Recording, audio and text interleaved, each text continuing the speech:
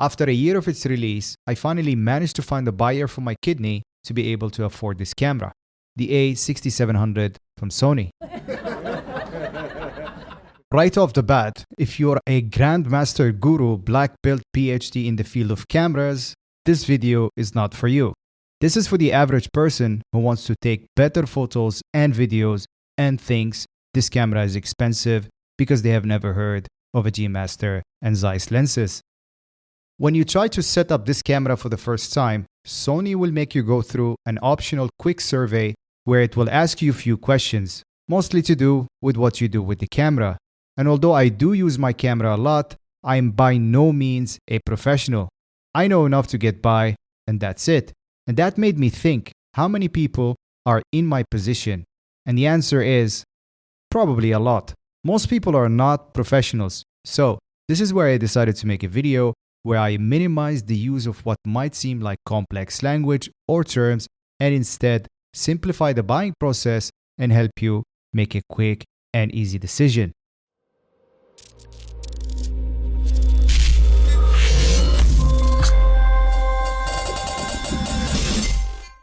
Here's a little bit of background so you understand why I picked this camera. When I started posting on YouTube, I knew I needed something better to shoot with, but didn't know exactly what to get. All I knew was that my phone could never satisfy my hunger for quality videos.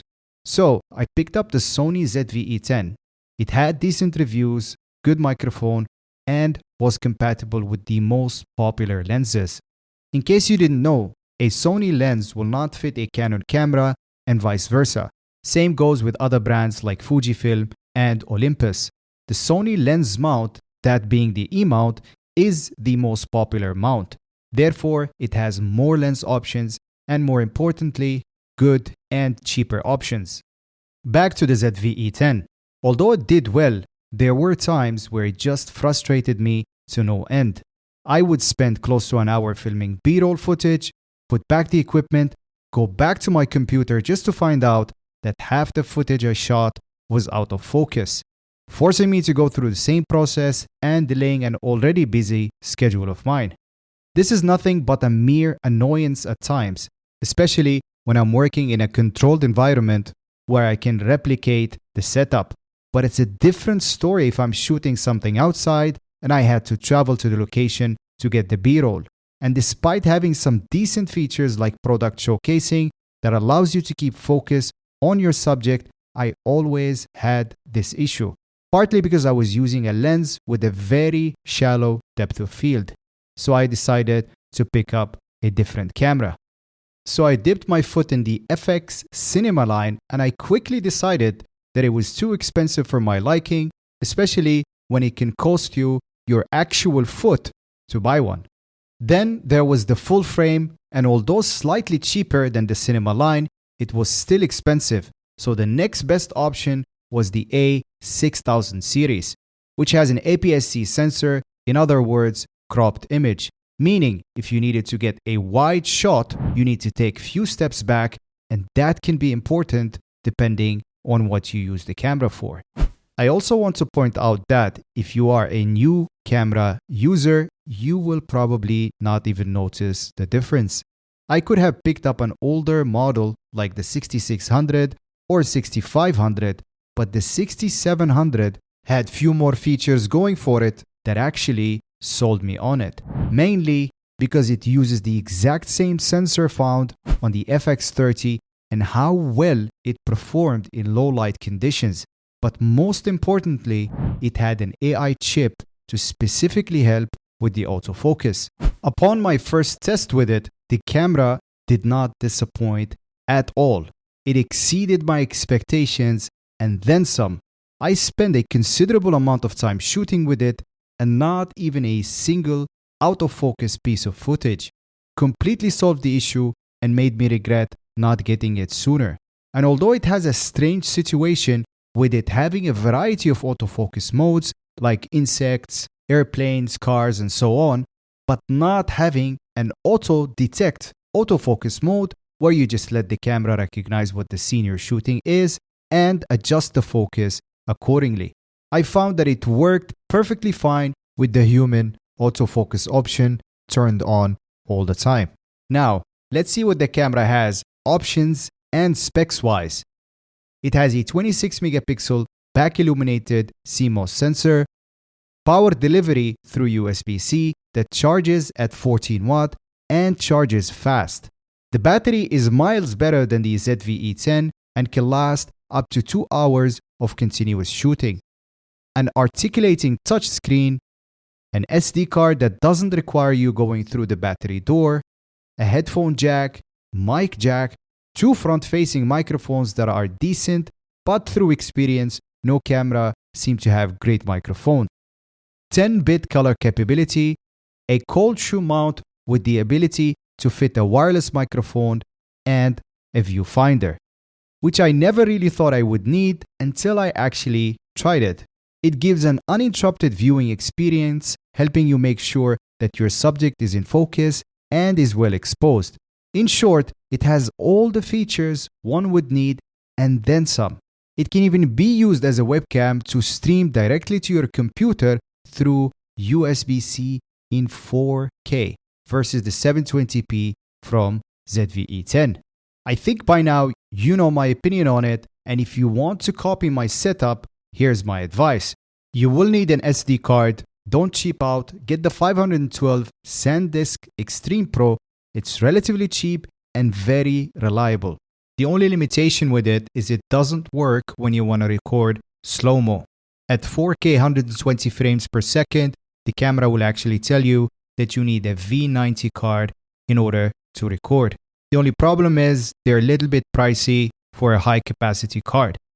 It's easier to use one large capacity SD card, but if you're concerned about losing files, get 2 256 GB cards and alternate between them. A cage is a must. Not only will it protect the camera, but will also give you more mounting options, and it can be used for social media shooting. I would recommend getting a mic, as the camera mic will not satisfy any experienced ears.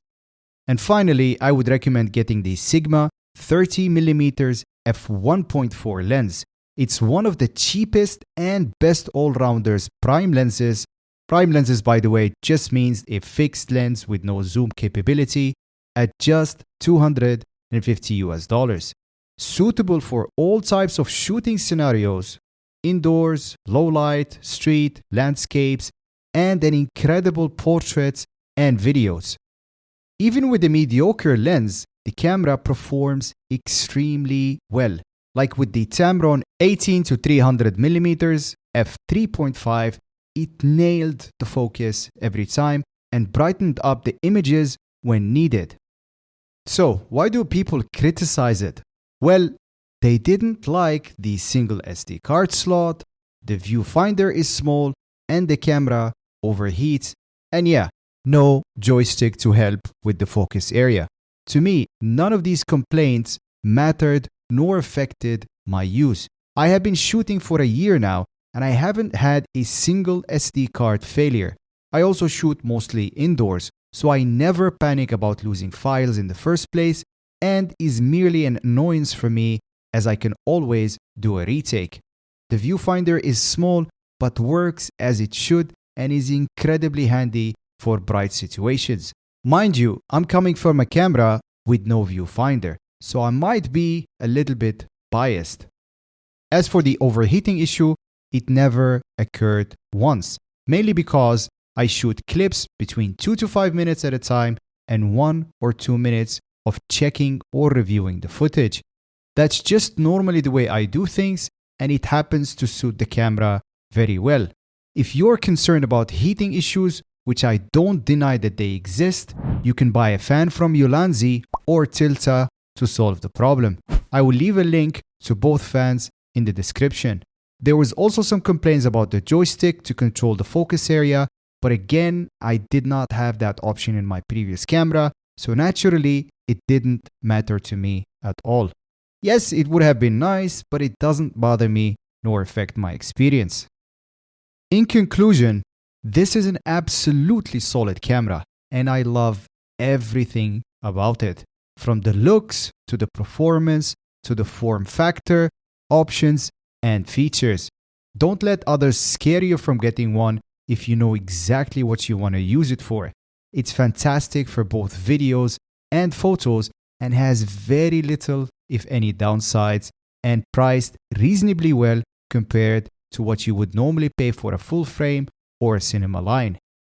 The menu is updated and is far easier to use, crisp and sharp photos and videos, ergonomically superior to previous models, with bigger grip, small footprint compared to the full frame, yet still just as capable. And the issues raised by others are mostly fixable, like getting a fan for the heating, which didn't happen during my testing, or the small viewfinder, which can also be fixed by changing the rubber piece that goes over the eye. I would recommend going for the body only and getting the 30mm f1.4 Sigma lens instead. That is the same lens that was used for all the footage you're seeing in this video. It's a plug and play process and there's nothing about it that would make it difficult or complicated. I will leave again a link below for the exact setup I'm using and all the gear you would need to get started, including the cage and the SD card. By using the links, you're also supporting my work at no cost to yourself. That's the end of this video. If you made it to this point, a huge thanks to you. I'll see you in the next video.